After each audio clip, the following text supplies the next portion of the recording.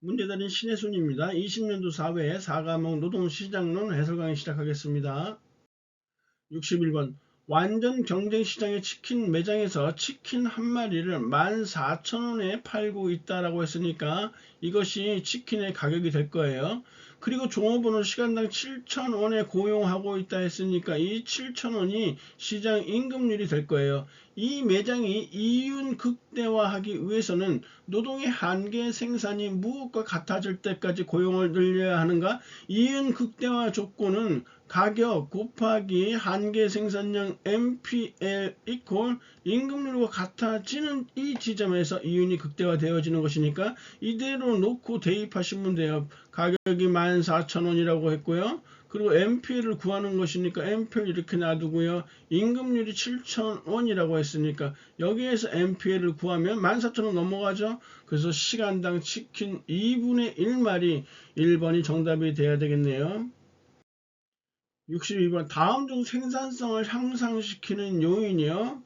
자, 2번에 자본 절약적 기술 혁신 좋죠. 자본의 질적 증가, 노동의 질적 향상 모두가 생산성을 향상시키는 요인에 해당되어지는데 1번의 노동조합 조합원 수의 증가는 생산성 향상 요인하고는 전혀 관련성이 없어요. 63번 조합원이 아닌 노동자를 채용할 수 있대요. 그리고 채용된 근로자가 노동조합 가입 여부에 상관없이 기업의 종업원으로 근무하는데 아무 제약도 없대요. 이러한 샵 제도는 바로 오픈샵이라고 했었죠. 64번 준고정적 노동 비용에 해당하지 않는 것. 준고정적 노동 비용이라는 얘기는 비임금 비용이라고도 해요. 다시 말해서 임금이 아닌데 나가는 비용이라는 뜻이에요. 비임금 비용. 그리고 다른 말로는 이것을 우리는 부가급여라고도 이렇게 한단 말이에요. 그래서 비임금 비용이자 부가급여에 해당하지 않는 것.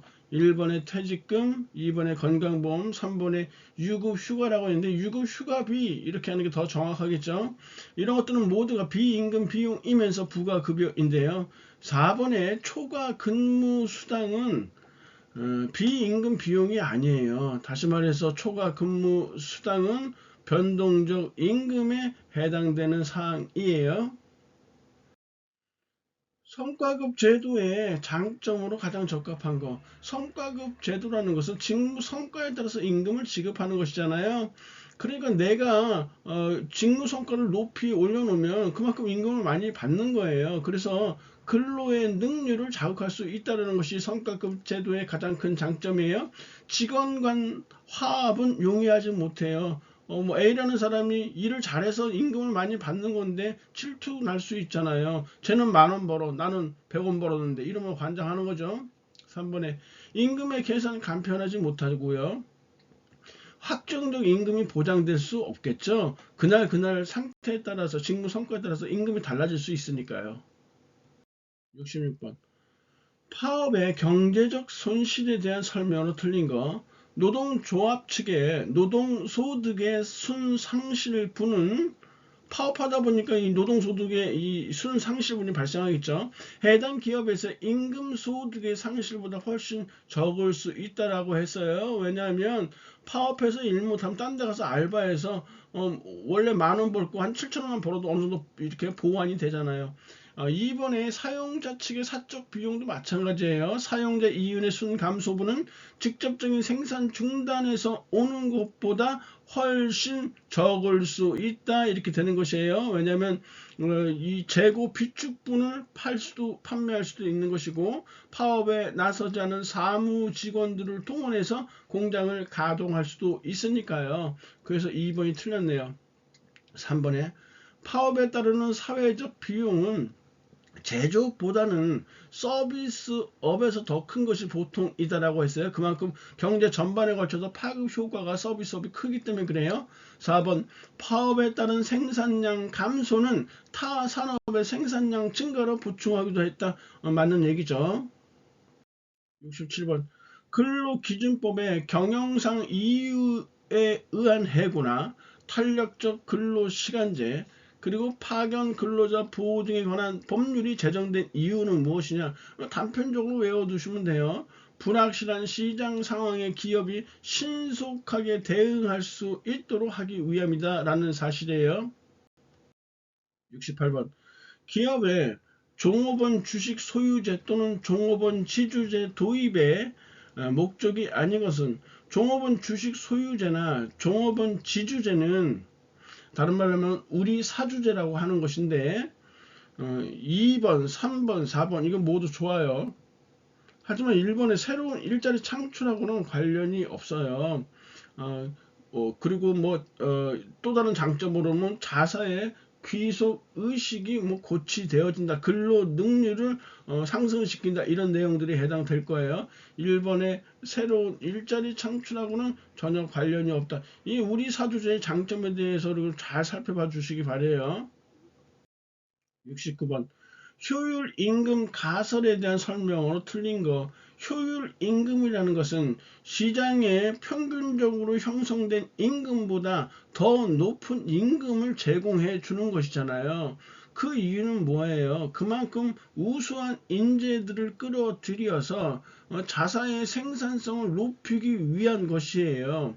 그러므로 인해서 이윤 극대화를 추구하는 것이죠. 딱 답은 쉽게 나와요. 효율 임금은 경쟁 임금 수준보다 높으므로 개별 기업의 이윤 극대화를 가져다주는 임금이라 할 수 있는 것이죠. 그렇지 않으면 높은 임금을 지불할 일이 전혀 없는 것이죠. 그래서 답은 이렇게 쉽게 나오는데 나머지 내용도 2번까지도 쉽게 되죠. 효율 임금은 전문직과 같이 노동자들의 생산성을 관측하기 어려운 경우 채택할 가능성이 높다. 이것도 단편적으로 이렇게 외워두시면 돼요. 하지만 1번과 4번을 설명하기 위해서 오른쪽에 제가 그래프를 따로 갖다 놨어요. 그냥 단순하게 외우만 암기만 하고 넘어가셔도 돼요. 왜냐하면 똑같이 어차피 문제 나오면 똑같이 나올 것이니까. 하지만 좀 더 깊은 공부를 원하시는 분들 위해서 제가 이렇게 그래프 갖다 놨으니까 살펴보시죠.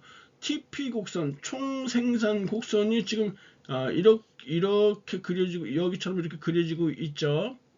그리고 이 총생산 곡선에 따른 한계 생산 곡선이나 평균 생산 곡선이 이렇게 그려지고 있어요. 한계 생산 곡선은 총생산 곡선에 이런 접하는 접선의 기울기 크기에 따라서 그려지는 거예요. 이렇게 접선이 있고요. 접선의 기울기가 점점 커지죠. 이렇게. 그래서 이 MPL 곡선도 이렇게 점점 커지고 있는 것이에요. 그리고 이 지점에 이르면 접선의 기울기가 최대가 되기 때문에 여기에서 MPL 곡선의 최고점을 찍게 되고요. 그 다음부터는 점점 감소해요. 그러다가 총생산 곡선에 접하는 접선이 기울기가 여기서는 제로란 말이에요. 그래서 MPL 곡선의 기울기가 여기에 MPL 곡선이 여기서는 제로가 나오는 것이에요. 그 다음에 이렇게 음수로 이렇게 기울기가 음수로 나오죠. 그래서 이렇게 마이너스까지 이렇게 나오게 되는 것이에요. 반면에 평균 생산 곡선이라는 것은 총생산 곡선의 원점에서 이 총생산 곡선의 그 한에서 총생산 곡선에 있는 한 점까지 이렇게 그은 이 직선의 기울기를 얘기해요. 이렇게 되겠죠. 그 다음에 다시 이렇게 되겠죠. 점점 커지고 있죠. 점점 커지고 있죠. 그리고 이 A점에 가면 이 평균 생산 곡선의 기울기가 이렇게 최고점이 돼요. 그런데 지금 이 직선은요. 평균 생산 곡선이기도 하면서 또 접선이기 때문에 한계 생산 곡선이기도 한 것이에요. 다시 말해서 A점에서 한계 생산 곡선과 평균 생산 곡선이 만나는 점이에요. 그리고 이때 평균 생산 곡선이 최고점을 찍기 때문에 이때 생산의 임금 탄력성이 1이 되는 점이다. A점은 이렇게 얘기를 하는 것이에요.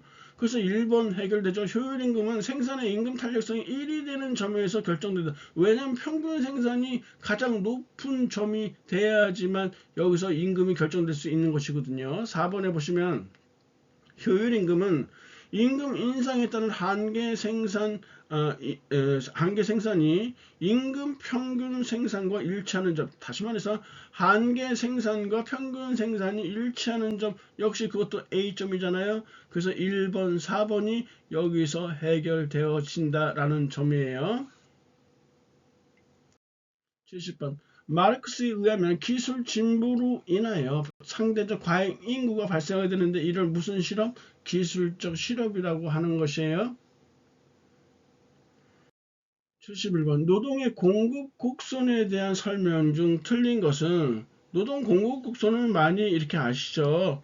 여기가 임금이고 우리가 노동시간 우리 여러 차례 했었어요. 그래서 임금이 상승함에 따라서 노동시간이 이렇게 상승하는 것이죠. 이때는 대체 효과가 소득 효과보다 이렇게 큰 지점에서까지는 이렇게 임금이 상승함에 따라서 노동 시간도 증가하게 돼요. 그러다가 임금이 어느 정도 이렇게 오르게 되면 그 다음부터는 아무리 임금을 올려줘도 노동 시간을 이렇게 줄이게 된단 말이에요. 이때는 소득 효과가 대체 효과보다 큰 지점이라고 이렇게 얘기를 해요. 1번 보시죠. 일정 임금 수준 이상이 될 때 노동의 공급 곡선은 후방 굴절 부분을 갖는다. 이거 맞는 내용이네요. 임금 2번에 임금과 노동시간 사이의 음의 관계. 다시 말해서 임금은 증가하는데 노동시간은 준다. 이게 음의 관계예요. 다른 말로 얘기하면 부의 관계라고도 해요. 이거는 부의 관계의 반대말은 부의 관계의 반대말은 정의 관계라고도 하고 당연히 뭐 음의 관계의 반대는 이렇게 양의 관계 이렇게 하겠죠. 다시 한번 임금과 노동시간 사이에 음의 관계가 존재할 경우 바로 이 지점을 얘기하는 것이에요. 임금률의 변화 시 소득 효과가 대체 효과보다 작다? 아니죠. 소득 효과가 대체 효과보다 크잖아요. 그래서 2번이 이렇게 틀린 내용이에요. 3번에 임금과 노동시간과의 관계이다. 그렇죠. 4번에 노동 공급의 증가율이 임금 상승률보다 크다면 노동 공급은 탄력적이다. 이렇게 나와 있어요. 다시 말해서 노동 공급의 탄력성을 구하려면 우리 임금 변화율, 여기서는 임금 상승률이라 했으니까 임금 상승률이라고 해보죠. 임금 상승률 분의 노동 공급량의 증가분 이렇게 따지는 거잖아요. 근데 노동 공급 증가율이 임금 상승률보다 높다면 이건 1보다 큰 거잖아요. 다시 말해서 노동 공급 탄력성이 1보다 크다는 얘기는 노동 공급 탄력성이 탄력적이다라고 얘기하는 것이에요.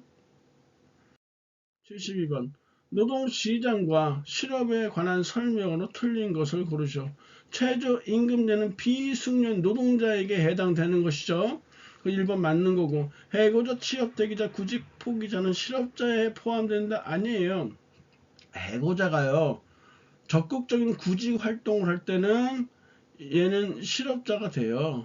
하지만 취업 대기자는 취업자로 보는 것이고요. 물론 이 둘, 실업자와 취업자는 경제활동 인구에 해당되는 거예요. 그런데 구직 포기자는 구직을 포기했기 때문에 비경제활동 인구로 이렇게 빠지게 된다라는 것이에요. 그래서 모두 실업자가 되는 것은 아니에요. 2번이 틀렸어요.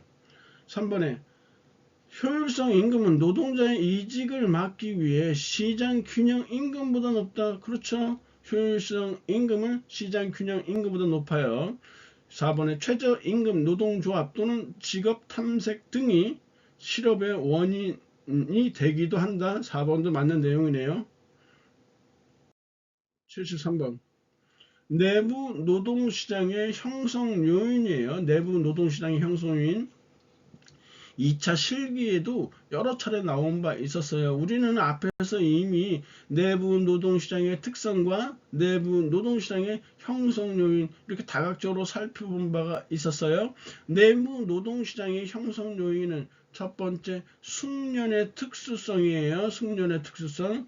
2차 실기시험에서 내부 노동시장의 형성 요인 세 가지를 쓰고 설명하셔 이렇게 나오거든요. 숙련의 특수성. 기업이 숙련의 특수성을 보존하기 위해 내부 노동력을 유지하려고 노력함으로써 내부 노동시장이 형성된다 이렇게 쓰시면 되는 거고요. 두 번째가 현장 훈련이에요. 현장 훈련. 실제 직무 수행에 사용되는 선임자의 기술 및 숙련이 현장 훈련을 통해 후임자에게 전수됨으로써 내부 노동시장이 형성된다. 이렇게 하시면 되고요.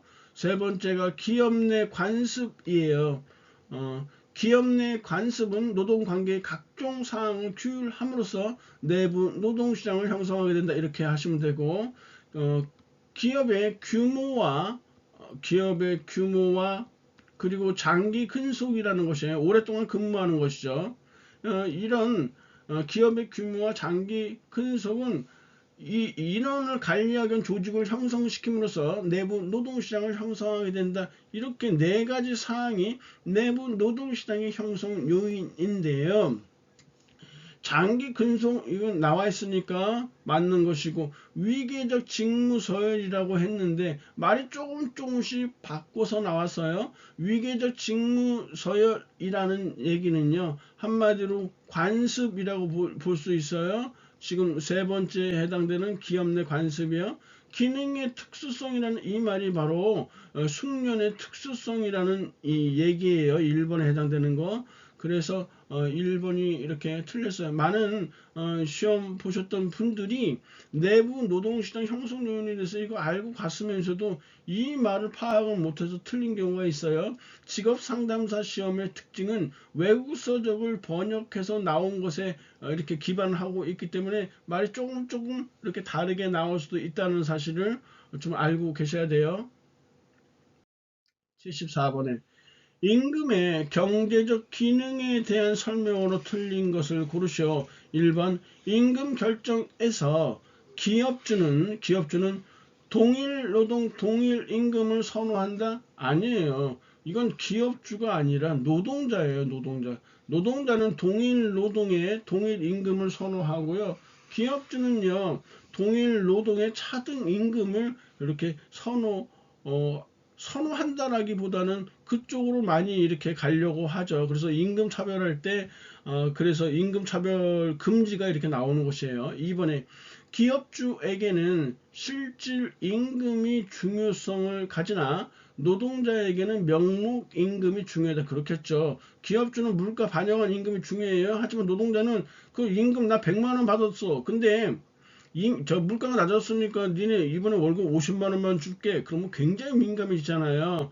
그래서 노동자는 명목 임금이 중요하다는 것이에요. 일단 뭐 쉽게 답은 나왔었고요. 3번에 기업주에서 본 임금과 노동자 입장에서 본 임금의 성격상 상호 배반적 2번에 똑같은 내용이잖아요. 4번에 임금은 인적 자본에 대한 투자 수요 결정의 변수로서 중요한 역할을 하겠죠. 75번 분단 노동시장 가설의 출현 배경과 가장 거리가 먼 것. 분단 노동시장은 고전 경제학파를 비판하고 나선 제도학파의 주창 내용이라고 했었어요. 그래서 1번, 2번, 3번 모두 좋은데요. 4번에 동질의 노동에 의한 이 동일한 임금은 고전 경제학파의 주장 내용이에요. 76번 경제활동 인구 조사에서 취업자로 분류되는 사람은 누구냐? 취업자로 분류되는 사람은 이렇게 하루 1시간씩 수입이 있는 일에 일한 사람, 이 사람이 바로 취업자예요. 그래서 3번이 해당되겠고요. 그 외에도 이 무급 가족 종사자로서 주당 18시간 무급가족 종사자는 주당 18시간이에요. 이상 일한 자 해당돼요. 그리고 일시적인 질병이나 뭐 휴가, 연가, 노동쟁의 등의 이유로 일하지 않고 있는 일시적인 휴직자도 취업자로 분류한다고 했어요. 77번 구조적 실업에 대한 대책과 가장 거리가 먼 거. 구조적 실업이라는 것은 구인처에서 요구하는 자격을 갖춘 근로자가 없는 경우에 발생하는 거예요. 또 지역 간 산업 간 노동력 수급의 불균형 현상에서 발생하는 것이고요. 기업이 효율성 임금을 지불할 경우에도 역시 구조적 실업이 발생해요. 여기에 대한 대책은 이번에 직업전환 교육이라든지 이주에 대한 보조금, 그리고 산업구조 변화 예측에 따른 인력 수급 정책, 이런 것이 구조적 실업에 대한 대책이에요. 2차 실기 시험에서 여러 차례 나온 바 있어요. 하지만 일본의 경기 활성화라는 것은 경기적 실업에 대한 이런 대책이라는 사실이요. 78번. 임금 상승의 소득 효과가 대체 효과보다 클 경우 노동 공급국, 이게 또 나와요. 이렇게 아까 나왔었잖아요. 노동 공급국선이요. 이게요, 기출 문제가 나오는 건 좋은데요. 한 해 같은 회차에 같은 유형의 문제가 똑같은 문제가 이렇게 나오는 거는 좀 직상사의 그 수준이 있지 좀 그래요. 뭐 아무튼 우리야 뭐 자격증만 따면 되니까 우리는 땡큐지만 직상사 이 시험의 수준을 생각했을 때 이런 거는 좀 지양해야 하지 않을까 이런 생각이 들어요. 지금 이 지점이 소득 효과가 대체 효과보다 큰 경우죠. 이럴 때 후방 굴절한다고 했었죠. 지문에 없다. 후방 굴절은 좌상승한다. 같은 얘기예요. 79번. 외국인 노동자들의 모든 근로가 합법화 되었을 때 외국인 노동 수요의 임금 탄력성이 0.6이네요. 임금이 15% 상승하면 외국인 노동자들에 대한 수요는 몇 퍼센트 감소하는가? 이건 노동 수요의 임금 탄력성 구하는 공식 넣으면 되죠. 노동 수요의 임금 탄력성이라는 것은 임금의 변화율 15%라고 했으니까 15%, 노동 수요의 변화율 X라고 놓으면 이게 탄력성이 0.6이라고 했잖아요. 곱하면 X가 나오겠죠? 9% 이렇게 나오네요. 80번.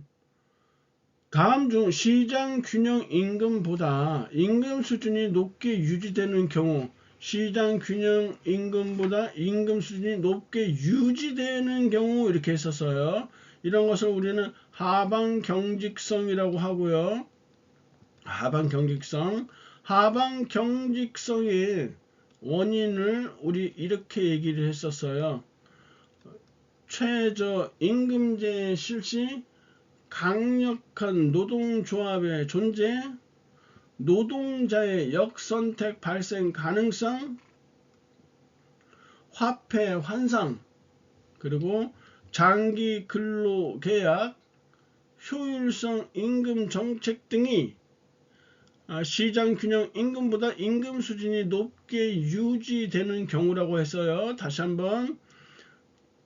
최저임금제 실시, 강력한 노동조합의 존재, 노동자의 역선택 발생 가능성, 화폐 환상, 장기 근로계약, 효율성 임금 정책이요.